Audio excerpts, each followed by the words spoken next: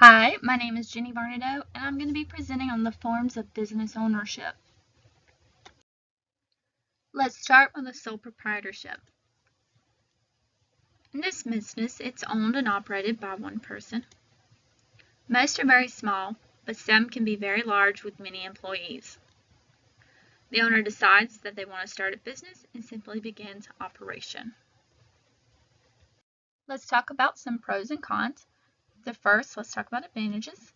So you have the ease of startup and closure. They can start it whenever, close it whenever. They have the pride of ownership, retention of profits. There are no special taxes. They're simply taxed as if this was their normal job. And then the flexibility of being your own boss. Next is our disadvantages. You have unlimited liability. So this means any debts or anything bad that happens is all on the owner. There's a lack of continuity. If something happens with the owner, they retire or die, the business retires and dies. There's a lack of money. With it being one person, there's limited funds, limited management skills, and there can also be difficulty in hiring employees. So some examples of sole proprietorships would be a home cleaning service, a local CPA firm, or your local barbershop. Next is partnerships.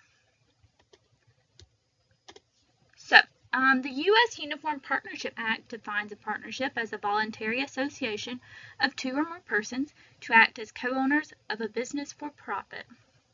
So for those that are scared about starting a sole proprietorship, this may be the route they go. There's no legal limit on the number of partners, but most only have a two. And most of the time, partnerships are formed to pool special managerial skills and talents, or to simply bring in capital. So next is the pros and cons of partnerships. Let's start with advantages. So there's that ease of startup that there was with sole proprietorship. There's more availability of capital and credit due to there being double the people involved. There's also a personal interest. You also can combine the business skills and knowledge, the retention of profits, same as with the sole proprietorship, and also there's no special taxes, same normal personal income tax. Now on to our disadvantages. There is unlimited liability. All of that is on the shoulders of those partners. There can be management disagreements. Again, there's a lack of continuity. Just depending on what happens with those partners, and then frozen investments. Okay, so here are some types of partners. So we have the general partner, which assumes full responsibility for operating the business.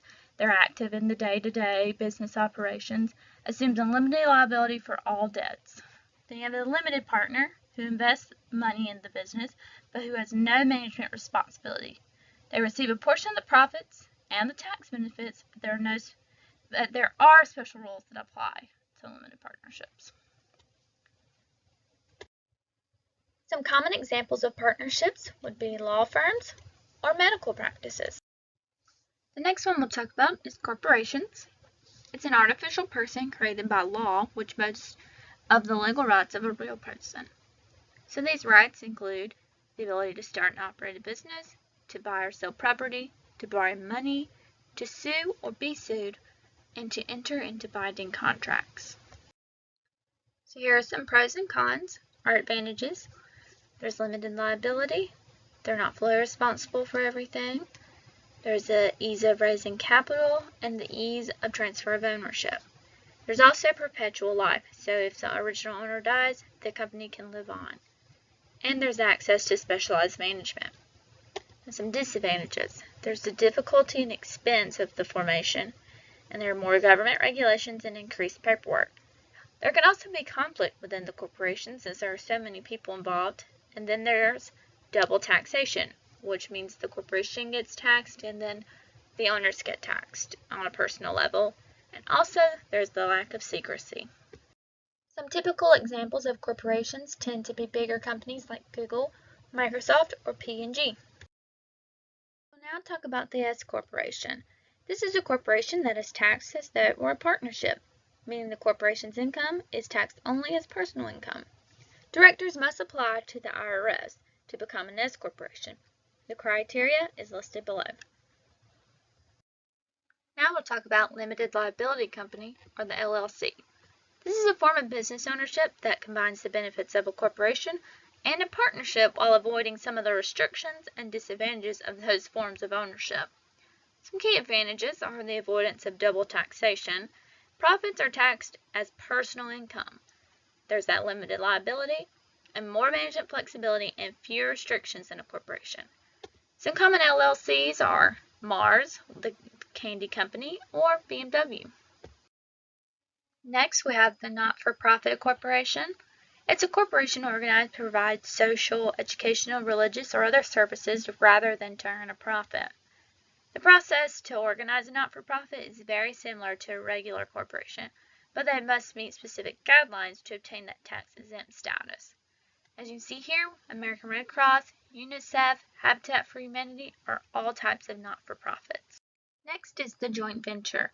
It's an agreement between two or more groups to form a business entity in order to achieve a specific goal or to operate for a specific period of time. Like Google and NASA to form Google Maps. Lastly, we have syndicates. They are a temporary association of individuals or firms organized to perform a specific task that requires a large amount of capital. It is formed when no one person is willing to put up the entire amount required for the undertaking. The syndicate is dissolved as soon as its purpose has been accomplished.